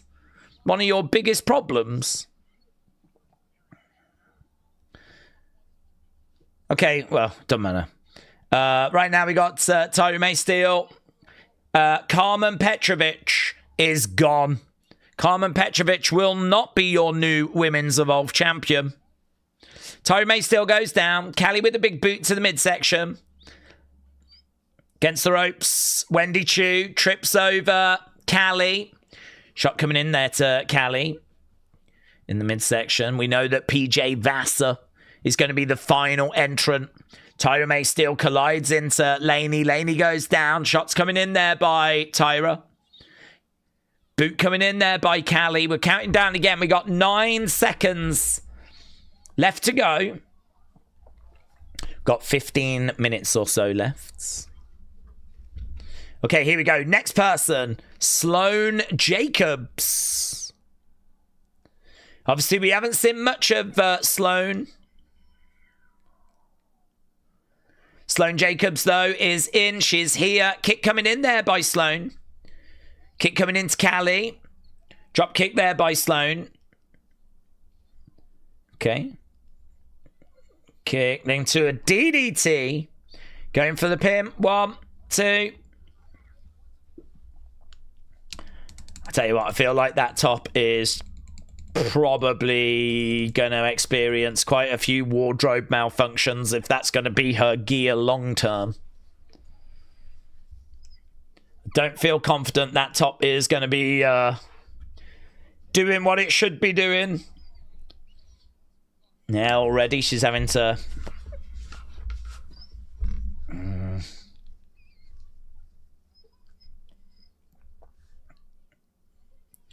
Okay, she says, let's do Team ID. I've got you.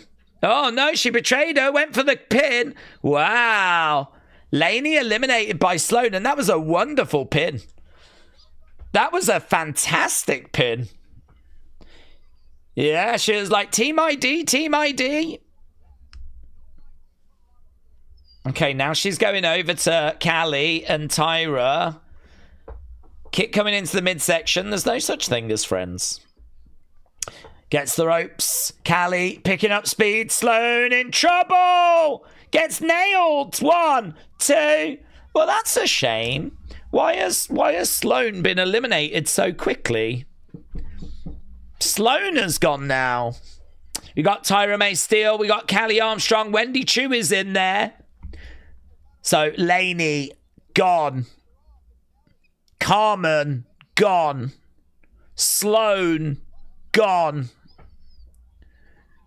Oof. We've got Tyra May Steele. We got Callie Armstrong. We got Wendy Choo. We got PJ Vasa.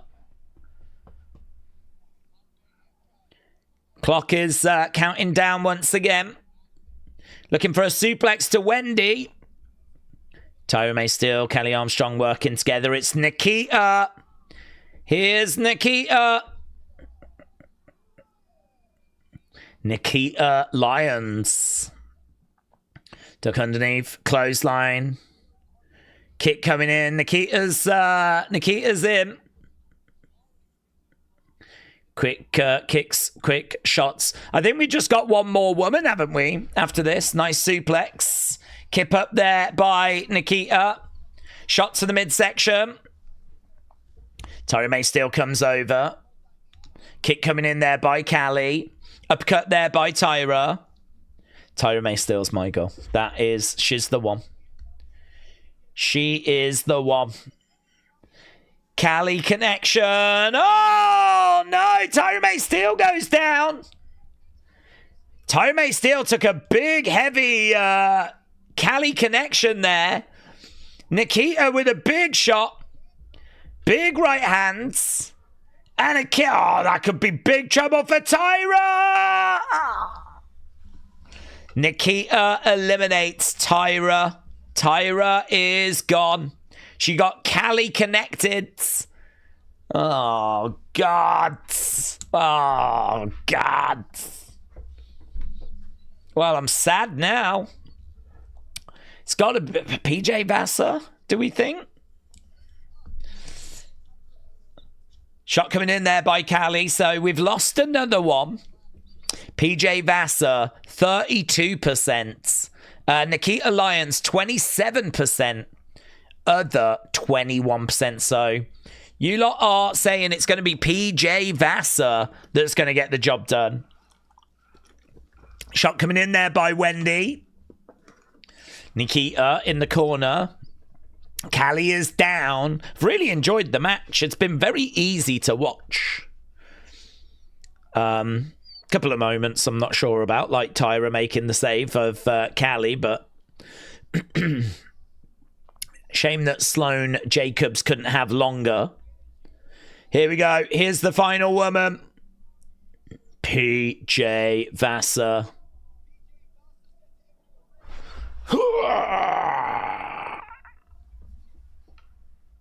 Yeah, okay, we've gone commercial break.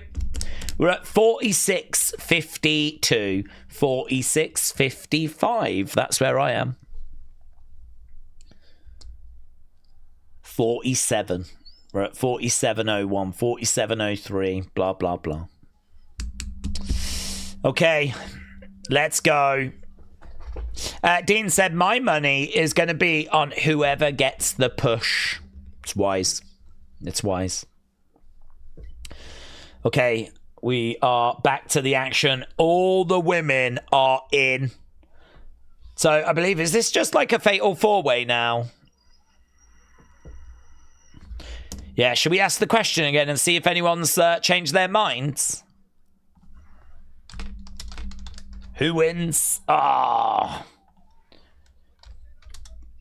No. Too strong, Armstrong almost out.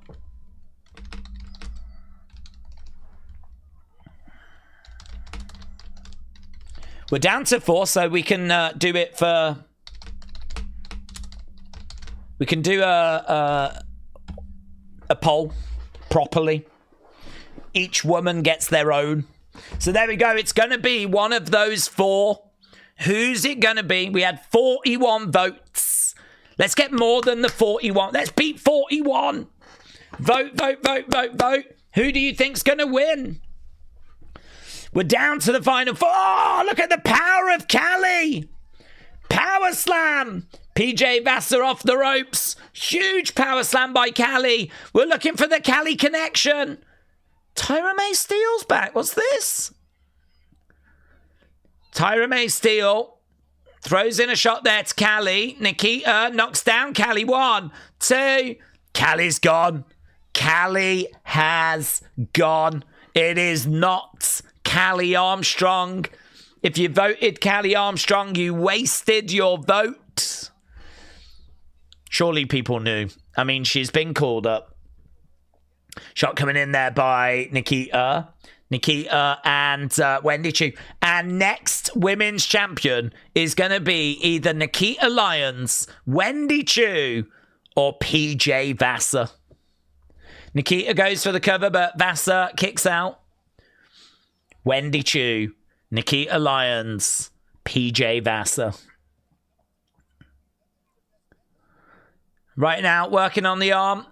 We're up to 28 votes, 29 votes. Keep your votes coming in.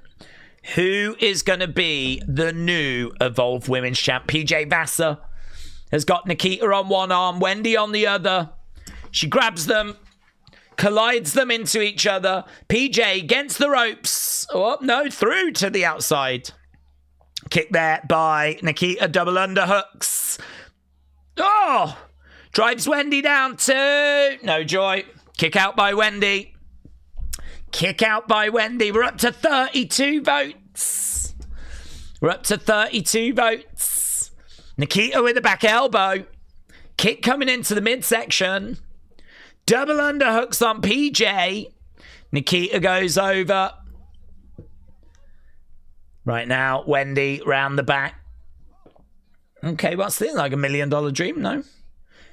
She gets driven back in the corner there, Wendy. PJ Vasa driving Wendy back. She's picking Wendy up. Got her on her shoulders. Samoan drop there by PJ. So, PJ Vasa is climbing up. Middle rope. Big splash. Wendy moves. Wendy. Oh, driving PJ Vasa down. Face first. Nikita.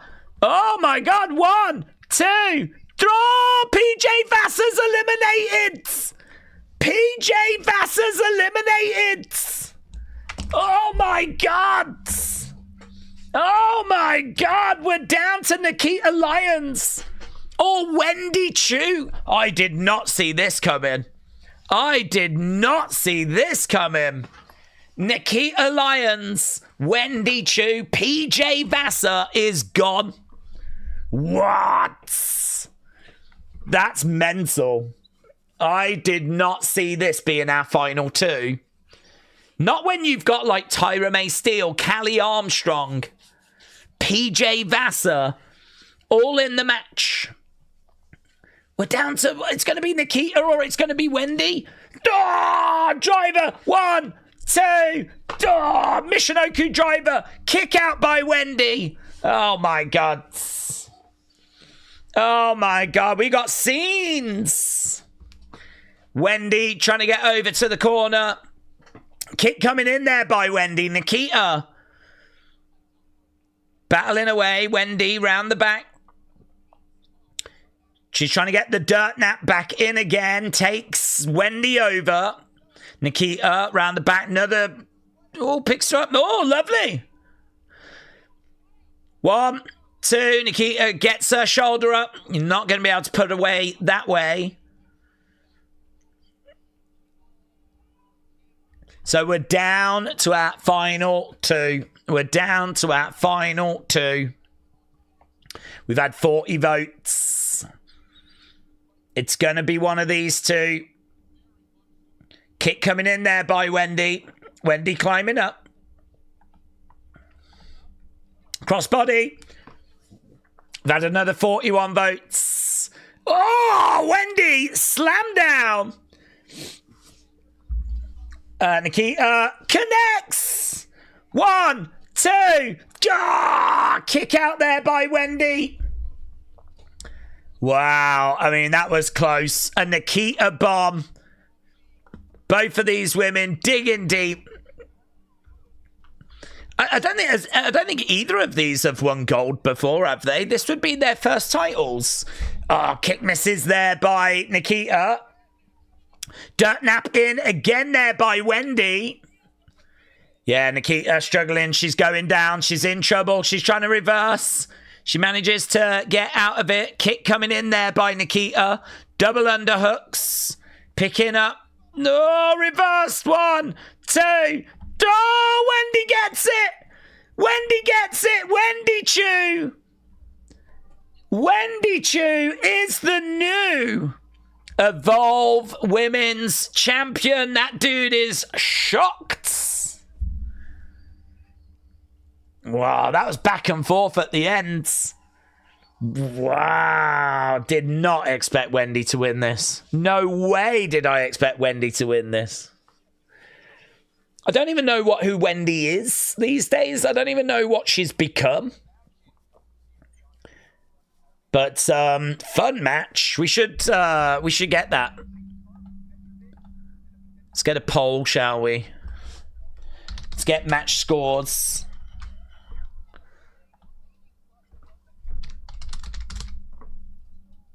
It was fun. I thought it was a really fun match. Yeah, it's a shame that Sloane wasn't in it longer. I love her pin. That was a real highlight. The pin that she put on to eliminate Lacey. I thought it was a real highlight. That kick was sick as well.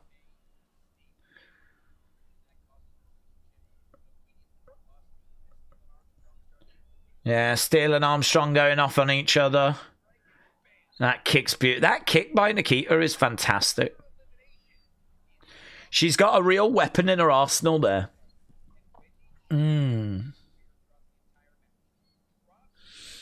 Very good. Wendy Choo, the new Evolve champ, says Jen. Draco said, I just picked Wendy as a joke.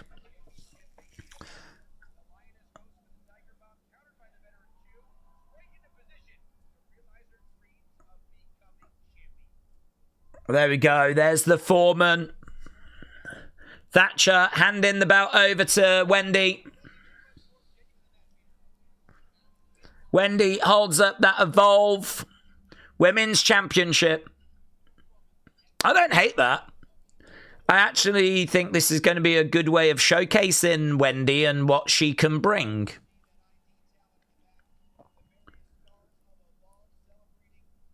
People applaud him. She's not asleep. She's wide awake.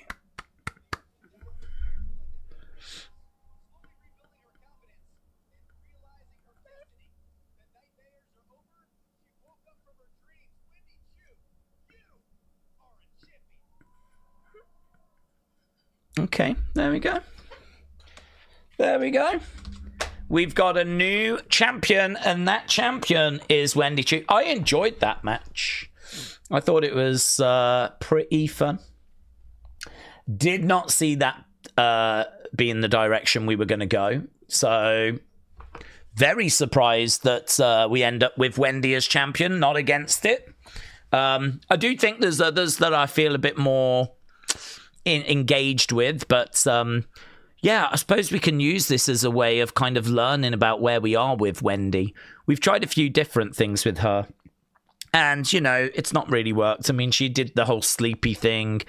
That was interesting. Then we, you know, made that a bit darker. That was interesting. Then we abandoned it, and it just felt like she was lost.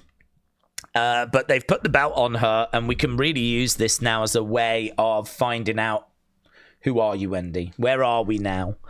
So, yeah, I'm not down on it at all. Fun match, and I think you lot really enjoyed it as well, because the score at the moment is looking really positive. Jen said, I think Nikita deserves an NXT push since JC goes. Do you know, I got a lot of respect for Nikita now. I found her to be annoying, right? She was that kind of dance. She'd come in and she'd do a little bit of like dancing, TikTok backstage and all this stuff, and I just found her in-ring work to be very lackluster. I just found it to be pretty thin. She had some kicks, a couple of moves, and I just didn't really find her character to be very engaging. I didn't find her work to be very engaging. She found a way to evolve. It's clear that she's been working hard and putting the work in. She seems to have dropped quite a bit of weight as well, which, you know, that's her choice. I think I agree with Triple H. He did an interview where he says, you know, he likes a variety of body shapes. You know, he likes to have the Yokozunas, the Rikishis. He likes to have the Bam Bam Bigelows. But then there's a place for a Brock Lesnar, for a Batista, for a John Cena. But then, you know, there's room for everyone. So whatever makes her happy in that regards.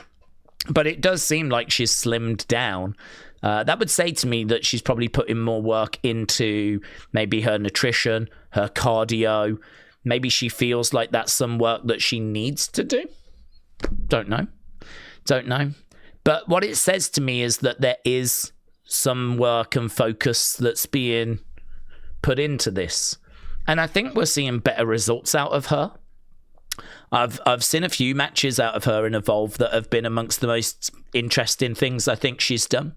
So, yes, I don't know about her going back to NXT or anything like that. I think I just want to see her kind of find her footing, find a character that's interesting, find a presentation that works, and just start to deliver in on a consistent basis some really good matches. Well, she was just a part of a really good match there.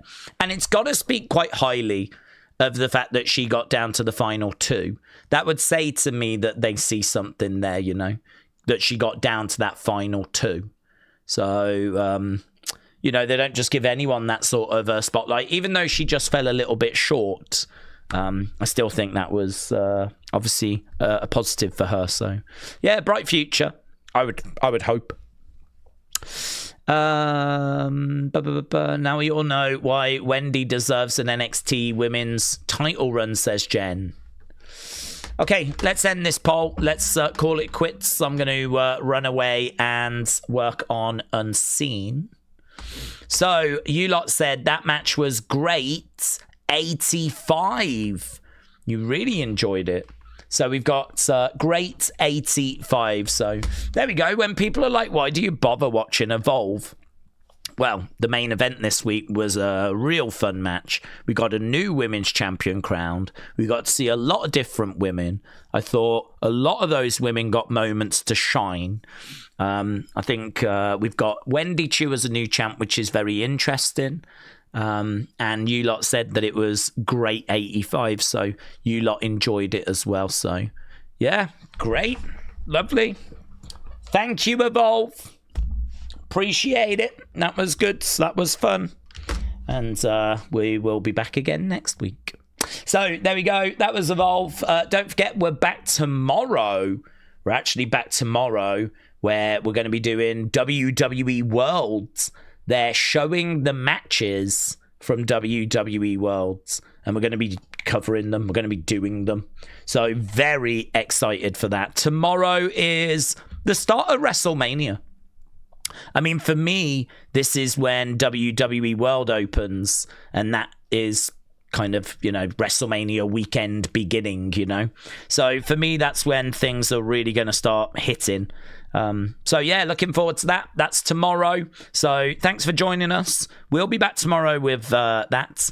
I'm going to go and work on Unseen, and I will see you next time.